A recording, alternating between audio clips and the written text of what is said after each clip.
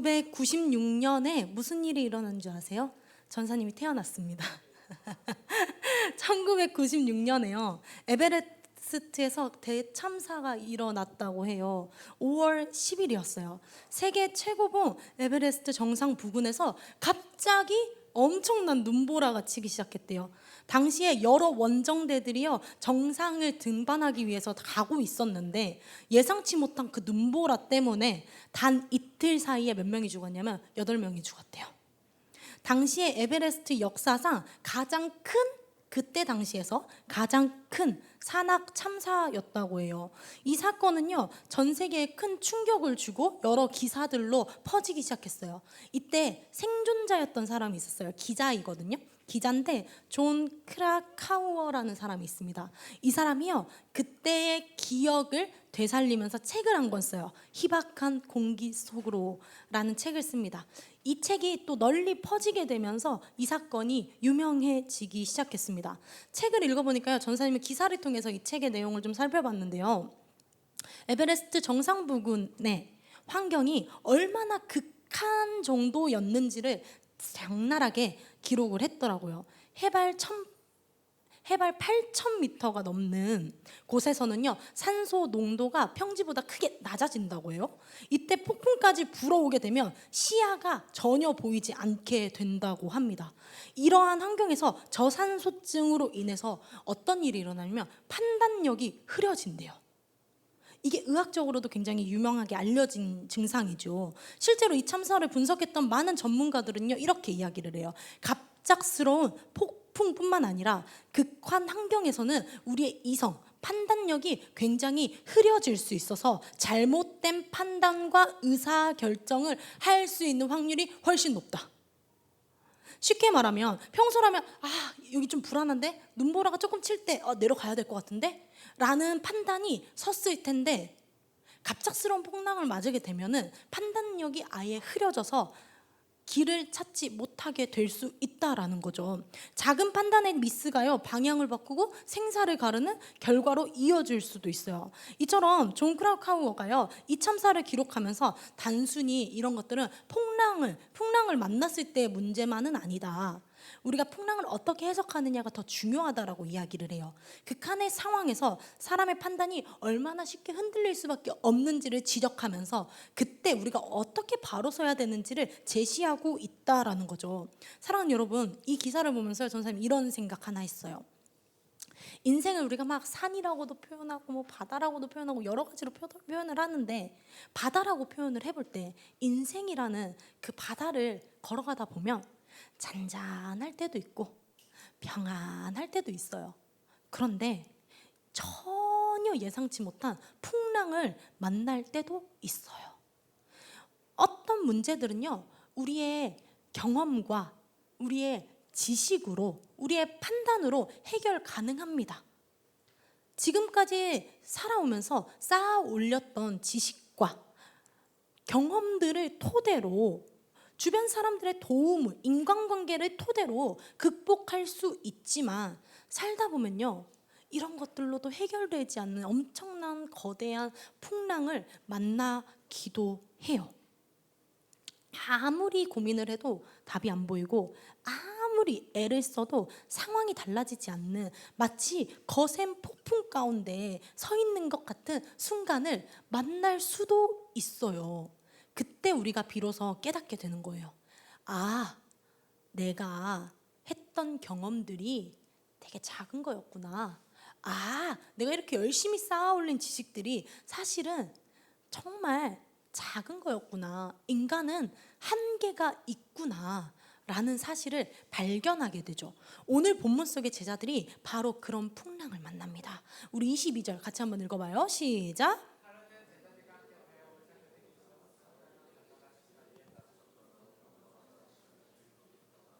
예수님은요 각 성과 마을을 두루 다니시면서 하나님의 나라를 선포하셨어요.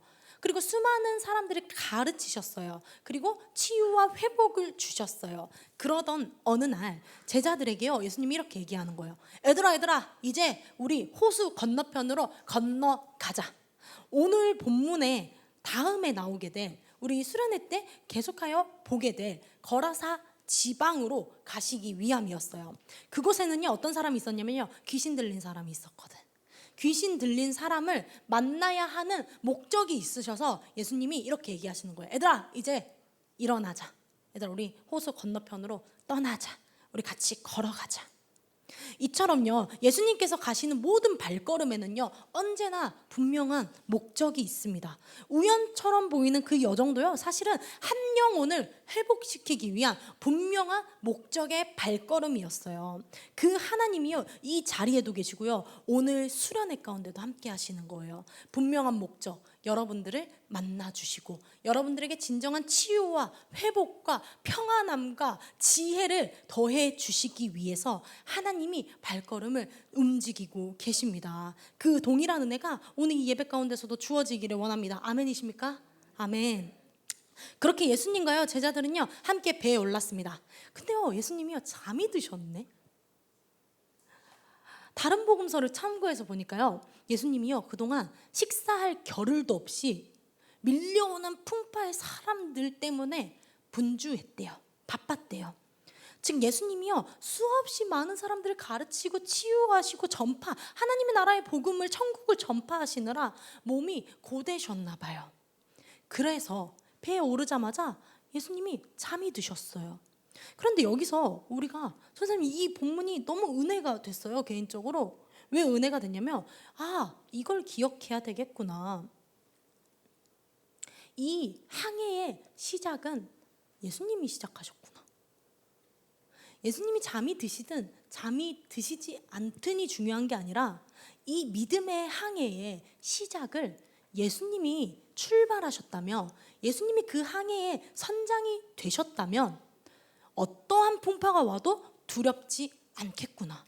어떠한 힘든 일이 와도 예수님과 함께하니 괜찮을 수도 있겠구나. 이 사실을 깨닫게 되는 거죠. 우리도 가끔요, 우리 이렇게 생각할 때 있잖아요.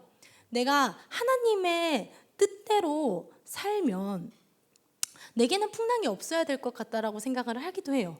여러분도 그런 생각을 하신 적 있나요?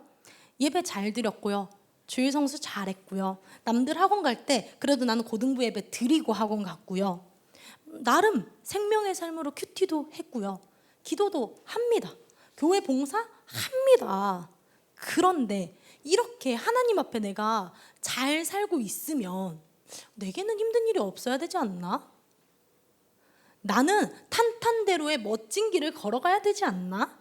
예수 믿으면 복 받는다던데 나에게도 그런 복이 임해야 되지 않을까?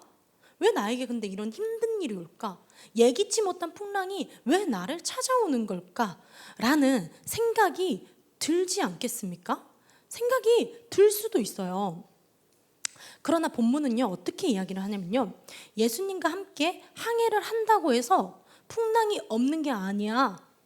예수님과 함께 동행하는 그 길에도 거센 폭풍을 맞을 수도 있어. 하지만 네가 그때 주목해야 될 것이 무엇인지, 너의 그 믿음의 대상이 무엇인지를 점검해. 너의 현실을 보지 말고 현실 너머에 계신 그 믿음의 대상을 발견해 라고 이야기하고 있죠. 23절 같이 읽어볼게요. 우리 23절입니다. 시작.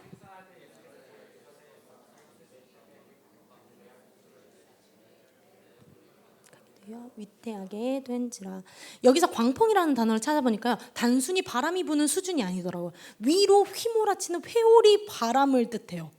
모든 것을 부술 수 있는 강력한 힘입니다. 게다가 갈릴리 호수는요, 여러분들, 우리가 생각하는 미사 호수공원 같지 않아요.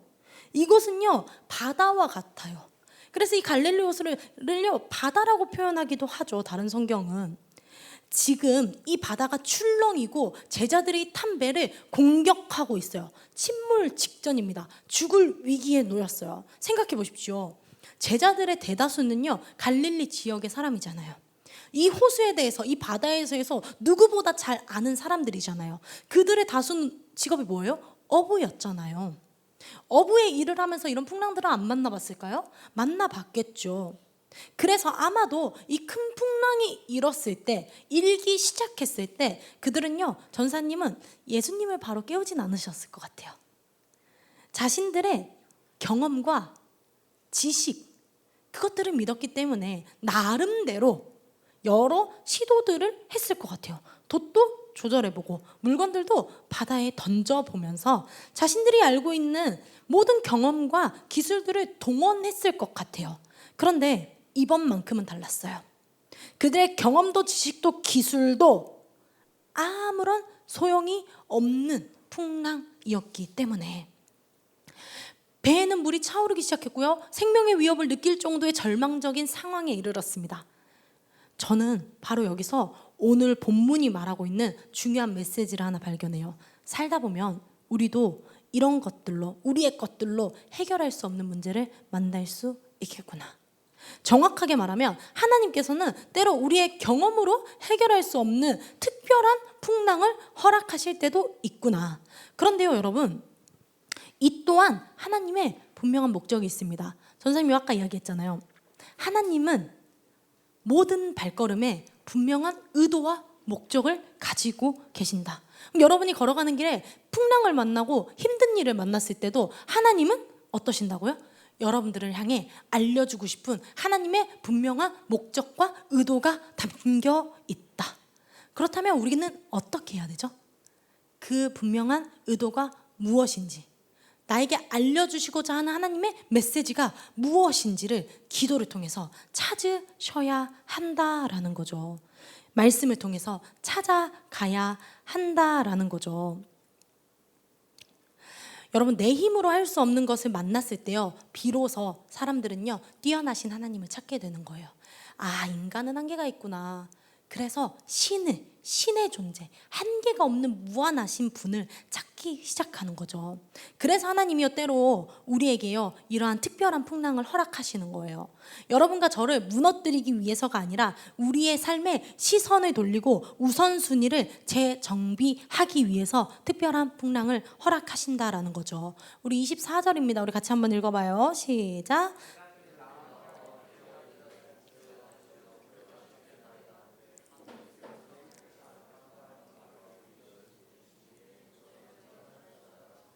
아멘. 제자들은 결국 예수님께 달려왔어요. 그동안 믿었던 자신의 모든 것들은 더 이상 자신을 지켜줄 수 없다는 것을 알았기 때문에. 저는 이 장면을 묵상하면서 은혜가 참 되었어요. 제자들은 예수님을 찾아왔지만 예수님은 먼저 그들을 책망하지 않았기 때문에. 왜 이제야 찾아왔냐? 풍랑이 이를 때부터 나를 찾지, 너희들은 늘 매번 늦게 찾더라 라고 책망하거나 묻지 않으세요. 그저 일어나서 바람과 물결을 꾸짖으시고 풍랑을 잠잠케 만드십니다. 여기서 우리가 주목해야 할 단어는 꾸짖다.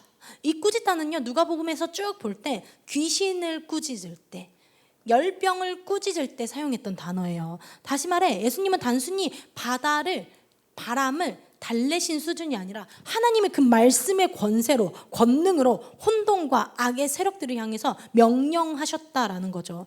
그리고 이어 놀라운 일이 일어나지요. 말씀 한마디에 거칠게 불던 바람과 성난 파도가 굴복해요. 여러분, 이게 왜 더 놀라운 사실인지 아십니까? 구약 성경을 쭉 보면요, 바다를 다스리는 분은 오직 한 분 하나님밖에 없습니다라고 기록하기 때문에.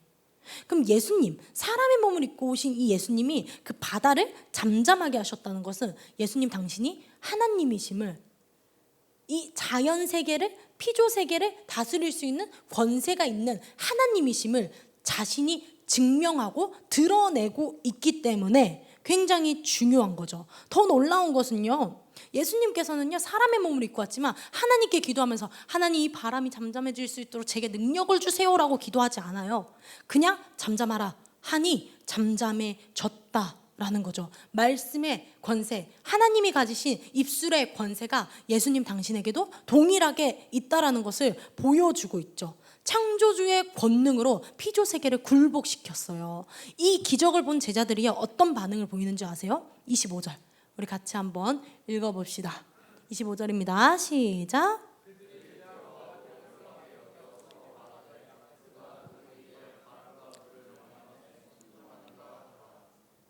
여러분, 전사님은요, 이렇게 놀라운 능력을 봤으면 믿을 법한데 이 제자들의 반응이 놀라요. 풍랑이 잠잠해졌고요. 죽을 위기가 해방되었잖아요. 그런데 제자들은요, 안도하지 않았고요. 오히려 서로를 바라보면서 수군거려요. 야, 누구냐? 야, 내가 알던 예수님 맞냐? 우리 선생님이 이런 권세까지 있었나? 이거 맞아? 도대체 이분이 누구야? 야, 누구야? 생각해 보십시오. 이들은요, 예수님 처음 만나요? 예수님을 따라다니던 자들이잖아요. 그분을 따라다니면서 수많은 기적들을 경험했잖아요. 두 눈으로 병든 자가 일어나는 것을 봤고, 귀신이 떠나가는 것을 봤고, 가장 가까이서 예수님의 그 달콤한 설교도 들었잖아요. 예수님과 함께 살았잖아요, 삶을. 그런데도 불구하고 그들은 묻는 거예요. 당신은 누구십니까? 여러분, 이것이요, 오늘 본문과 이 수련회의 핵심이 될 것입니다. 그들이 예수님을 쫓아다니기는 했지만 예수가 진짜 누구인지 알지 못했어요. 우리도 동일할 수 있어요. 이 문제 앞에 우리도 설 수 있습니다. 모태신앙으로 교회를 오래 다녔어요. 그리고 어떤 애는요, 봉사 되게 많이 해요. 어떤 애는요, 교회를 잘 섬깁니다. 목장 리더도 하고요, 찬양팀도 하고요, 교회에 쏟는 시간이요 풍성합니다. 근데 무엇을 위해서 하는지 모릅니다. 열심히 분주하게 사는데 내가 뭐 때문에 이 일을 해야 돼? 뭐 때문에 교회를 나와야 하는지, 뭐 때문에 내가 공부를 하고 있는 것인지, 뭐 때문에 찬양팀을 섬기는지 모를 수 있어요. 제자들처럼요. 예배는 나오지만 예배의 대상을 잃어버릴 수 있어요. 예배의 형식은 남아있지만 예배의 본질이 없을 수 있어요. 그래서 하나님이요, 여러분들에게 특별한 풍랑을 주시는 거예요. 그래서 고난이라 여겨지는 풍랑을 가끔 허락하시는 거예요. 왜냐하면 그때 비로소 여러분이 우선순위를 다시 정립할 수 있거든. 내가 왜 교회를 다녀야 하는지, 내가 교회에서 배우는 예수님이 누군지, 믿음의 대상을 다시 점검할 수 있기 때문에, 가장 중요한 본질을 건드릴 수 있기 때문에 여러분의 마음을 힘들게 하셔서 여러분이 가졌던 것들을 내려놓게 하시기도 합니다. 그래서 주님이 묻는 건 뭐였냐면, 너희 믿음이 어디 있느냐. 여러분, 믿음이 무엇인지 아세요? 오늘 말씀으로 믿음이 무엇인지를 정리하고 오늘 말씀을 좀 맺어보려고 해요. 우리는 흔히 믿음을요, 감정 혹은 감각이라고, 두렵게 되지 않는 담대함 정도로 생각을 해요. 물론 믿음이 있으면요, 담대해지기도 해요. 강해지기도 합니다. 근데 성경이 알려주고 싶은 믿음은요, 그것보다 더 깊어요. 믿음에는요, 적어도 3가지의 요소가 있어요. 첫 번째는 지식입니다. 여러분들, 지식, 즉 믿음의 대상이 있어야 되고 그 대상에 대한 지식이 있어야 됩니다. 내가 누구를 믿는가? 내가 믿는 하나님, 믿음의 대상이신 하나님은 누구신가? 어떤 분이신가에 대한 객관적인 사실로, 지식으로 알아야 돼요. 그리고 두 번째는요, 동의입니다. 여러분들의 마음에 동의가 일어나야 돼요.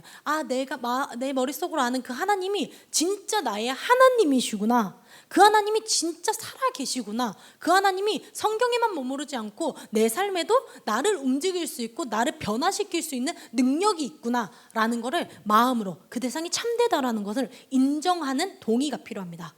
그리고 3번째는요, 신뢰입니다. 머리로 믿고 가슴으로 느꼈다면 여러분은 그분을 완벽하게 신뢰하실 수 있어야 돼요. 그분께 내 삶을, 모든 것을 맡겨드릴 수 있는 마음의 완전한 신뢰함이 있어야 합니다. 그렇게 되면 배를 타고 예수님이 잠이 드셔도 두렵지 않은 거죠. 진짜 믿음이 있다면. 이 3가지를 한번 점검해 볼 필요도 있을 것 같아요. 정리하면 믿음이라는 것은요, 머리로 아는 지식이 필요하고요, 진리로, 그것은 내 마음으로 수긍하는 동의가 필요하고, 전 인격적으로 내 삶으로 그 그리스도를 주인으로 모시고 살겠노라라는 의지와 신뢰의 모습이 필요합니다. 아는 것에서 시작해서 인정하고 결국은 모든 것을 그분께 의탁할 수 있는, 신뢰할 수 있는 이 모든 단계를 통틀어서 믿음이라고 이야기를 하는 거예요. 그렇다면 오늘 제자들은 어땠나요? 예수님을 알긴 알았어요, 머리로. 그분을 쫓아다니기도 했어요. 행함도 있었어요. 기적도 보았어요. 그러나 예수님이 어떤 분이신지에 대한 정확한 지식은 없었죠. 마음의 동의가 없었죠. 저분에게는 기적을 일으킬 수 있지만 나에게는 그런 일을 하지 않을 것 같다라는 객관적인 사실은 있지만 내 마음속에서 일어나는 동의가 없었고, 더 나아가서 그러다 보니까 신뢰의 대상이라 여기지도 못했을 것입니다. 부분적으로 알았죠. 부분적인 예수님의 믿음만, 모습만 믿고 싶었던 것이겠죠. 하지만 오늘 특별한 풍랑을 통해서요, 하나님은요 바람과 바다까지도, 이 피조 세계까지도 굴복할 수 있는 창조주 하나님이심을 드러내 주심으로 여러분들에게 믿음을 선물로 주고 싶으셨어요. 사랑하는 고동부 공동체 여러분, 전사님이 이제 말씀을 맺을게요. 여러분, 이번 수련의 주제가 뭔지 아세요? 믿음의 항해. 한번 해보세요. 믿음의 항해. 우리 같이 외쳐봅시다. 시작. 믿음의 항해. 항해, 바다, 믿음의 항해. 여러분, 항해를 시작하기 전에는요, 가장 먼저 확인해야 될 게 딱 하나 있어요. 먼저 아세요? 선장이 누군지. 내 항해의 운전대를 잡고 있는 분이 누군지를 발견해야 돼요. 도대체 이분은 누구신가? 수련회를 통해서 알아갈 거예요. 이 나의 인생의 바다의 항해에 운전대를 잡고 계신 분이 정말로 살아계신 분이신지, 정말로 내 마음에 동의할 수 있는 분이신지, 동의가 되었다면 자연스러운 신뢰로 이어질 수 있는 분이신지에 대해서 여러분들이 수련회를 통해서, 여러 프로그램들을 통해서 경험하고 발견하게 될 것입니다. 여러분, 기대하십시오. 하나님의 발걸음에는 분명한 목적이 있어요. 하나님은 이 수련회 그냥 이벤트로 생각하지 않으세요. 매년 행사로 여기지 않으세요. 하나님은 여러분들에게 은혜를 주시기 위해서 이미 준비되어져 있어요. 그 은혜들을 맛보아 아는 여러분들이 되십시오. 말씀이 얼마나 꿀송이보다 단지를 경험할 수 있는 여러분이 되어지기를 정말 간절히 원합니다. 사랑하는 여러분, 행여 지금 인생이라는 바다를 건너가면서 특별한 폭풍을 만난 분이 계십니까? 내 힘으로 되지 않고, 교회 다녀도 마음에 평안이 없고, 나는 늘 혼자인 것 같고, 기도해도 하나님이 안 듣고 계신 것 같고, 왜 우리 집은 이렇게 힘들고, 나에게는 왜 좋은 부모님을 안 주셔가지고, 능력 있는 부모님을 안 주셔서 내 마음이 늘 이렇게 불편하게 하시고, 나는 진짜 열심히 사는데 안 늘고 실력도 안 오르고, 여러분의 인생을 한탄하고 계신 분이 있나요? 그걸 위기라고 말합니다. 여러분의 인생에 사이렌이 울리기 시작했어요. 위기입니다. 근데요, 위기는요 기회입니다. 위기는 기회예요. 사이렌이 울릴 때는요 해결책을 찾아 나서야 하는 거예요. 어떻게 찾냐면, 나를 창조하신, 내 인생의 분명한 목적과 발걸음을 가지신 그분 앞에 나오면 답이 있는 거예요. 오늘 이 수련회가 전사님 굉장히 기대되는 것은 그 하나님이 여러분들에게 은혜를 주시기 위해서 준비하고 계셨기 때문에, 여러분이 부르짖는 그 소리를 기다리고 계셨기 때문에. 하나님 다 아시지만 하나님은 여러분들의 입술을 열어서 기도할 때 역사하신다고 분명히 얘기하시거든요. 다 알아요. 다 고쳐주실 수 있고 다 능력이 있으세요. 힘이 없는 게 아니야. 근데 여러분들이 여러분의 입술을 열어서 당신을 찾을 때, 당신의 이름을 찾을 때, 그때 역사하신다고 했거든요. 그때 일하신다고 했거든요. 여러분, 그러니 여러분의 인생의 위기의 풍파가 왔다면 여러분들을 무너뜨리기 위한 하나님의 사인이 아님을 기억하십시오. 여러분을 콜링하고 계신 거예요. 내가 누군지 알려줄게. 이 풍파 어떻게 잠잠하게 되는지 네 힘으로 안 됐지, 너의 친구들의 도움으로 안 됐지, 내가 알려줄게. 내가 너를 창조한 창조주 하나님이야. 여러분, 이게 세상을 살아갈 수 있는 힘이 되는 거예요. 이게 세상을 견뎌나가는 힘이 됩니다. 팀 켈러 목사님이 이렇게 얘기해요. 하나님은 폭풍으로 우리를 버리시지 않습니다. 폭풍을 통해 우리를 빚어 가십니다. 기억하십시오. 특별히 찾아온 풍랑은요 특별한 은혜가 있는 거예요. 특별히 찾아온 고난은요 특별한 은혜가 그 자리에 있는 거예요.